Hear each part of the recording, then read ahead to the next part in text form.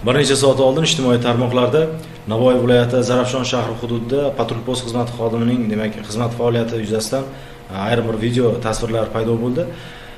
Mazkur holat yuzasidan rasmiy munosabat bermoqchimiz.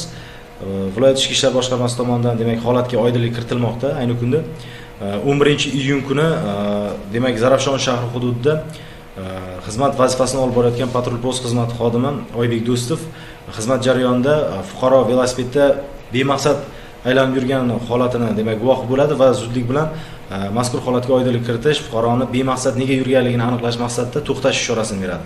Ming afsuski, fuqaro tomonidan mazkur holatga bepisandlik hamda o'sha bo'ysunmaslik holati sodir etiladi va patrul post xizmati xodimi tomonidan mazkur holatga oydinlik kiritish maqsadida uni shaxsiga hamda sog'lig'iga oydinlik kiritish maqsadida u to'xtatilib, profilaktik suhbat o'tkaziladi va shunga qaramasdan u o'sha ichki ishlar xodimiga bo'ysunmagandan so'ng uni o'sha saralash punktiga olib borish bo'yicha ishlar amalga oshiriladi.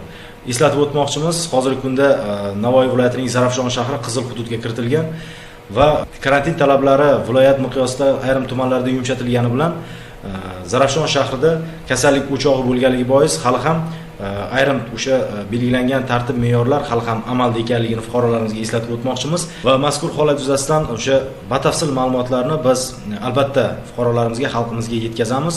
Aynan xalqimizni sog'ligi hamda xavfsizligi uchun xizmat olib borayotgan ichki ishlar organlari, tibbiyot xodimlari, qo'yinki barcha soha xodimlarini xizmatlarini qadrlashlarini so'rab qolgan bo'lardik.